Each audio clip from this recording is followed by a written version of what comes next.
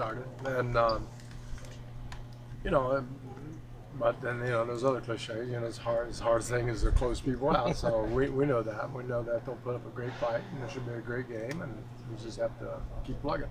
PJ said he was not great afterwards. He's going to go see the doctor. Have you heard anything on how he's doing? He's in there. He's tough. I mean, I expect him to play. Well, he said he was going to play. Well, I know, and I expect him to do okay. Let's put it that way. Okay. For James to do what he did, he'd be one of the guys in the league. You'd say, well, he could do that. Yeah. But what does it show us about him? Tell us about him that he does it in a game that he started 0 for 7.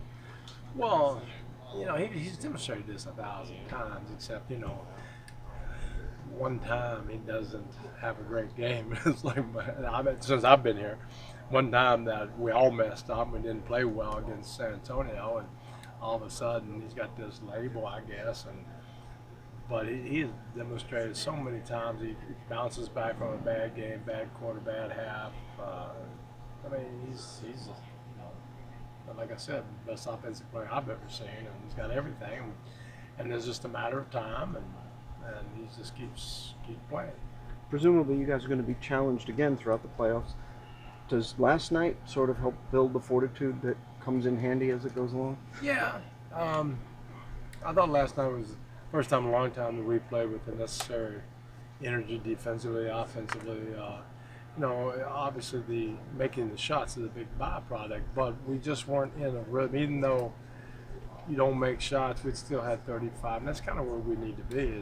And then when you add up Eric and Chris and James and making shots, then you get something extraordinary like 50 points. But just our rhythm was good, the ball movement was good, the spacing was good, the defense was great, running the running out was good. So there's so many other things that were involved that we should be able to control and do all the time. And then if you do get hot, you can't control that, or make shots, you can't control that. But we can control to set it up, and we hadn't been doing that. The team's confidence never wavers, but since they kind of, blew the lid off of it, that's got to be a good feeling. They know, hey, here we go.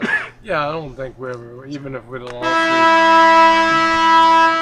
lost, we'd come back and do what you got to do. But you can build on this, and you try to look at the positives and keep getting better. And we know it's still a long way to go in this series, and we're not looking ahead of anybody. But it is a good feeling to come back home with a win like that. Like, how do you go from, like you talked last night, struggling technically, offensively, and then going crazy in the third quarter, but then you ask your players about it, they say, well, it all goes back to defense. Well, and they're right, the focus on defense, and it's a focus. You keep preaching the same theme, and we've done it before. It does take, you have pressures on it, and you have expectations, you have everything going, so sometimes that retards your growth a little bit. But it was just a matter of just staying with what we do. Don't get rattled. Keep focusing more and more, and it just kind of came together. Well, you've seen a lot of things, but you've certainly never seen 50 in the third. It didn't happen in 50 I haven't years. seen it in Houston. I mean, 50 period. Oh, I've seen it in Phoenix. Come on, man. In the playoffs? No. No, well. Okay, you got me. In Minnesota on April 8th? No, I have not seen that or whatever, yeah. That's the easiest game plan, though, right? Score 50 every quarter, and you'll be good, right? I don't understand why they don't understand that. So, it's kind of simple, but yeah.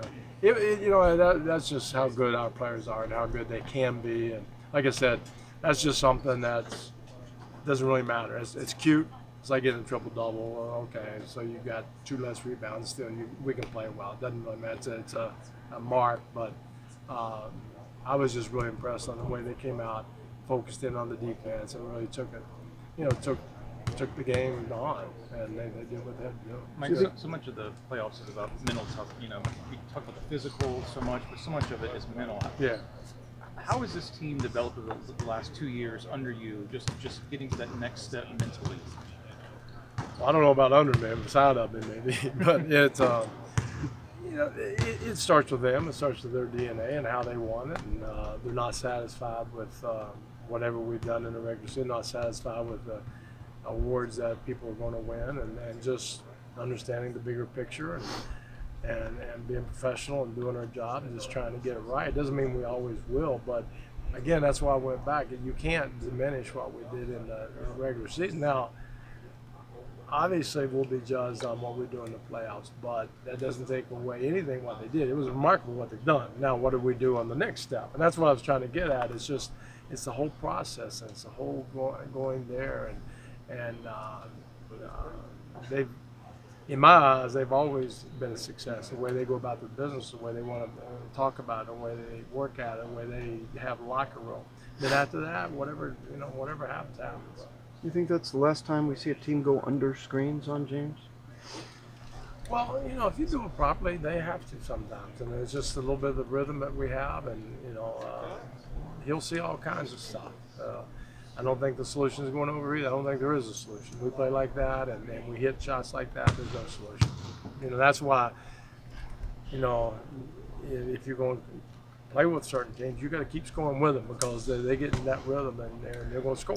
And if you can't, then you're going to help.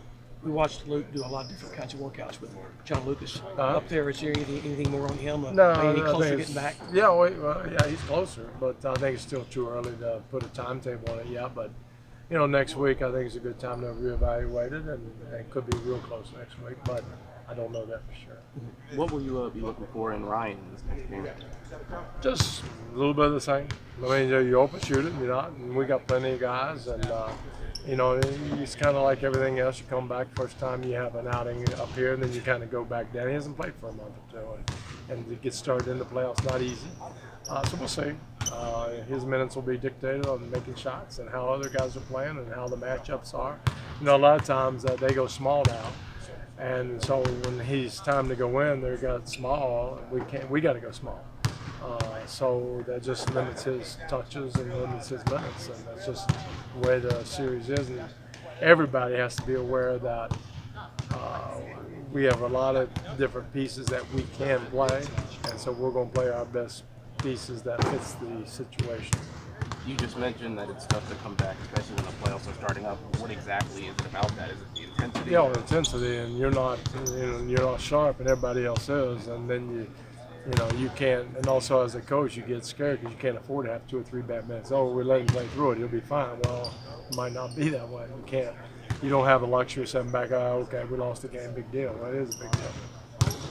Thank you, guys. All right, thanks, guys. All right.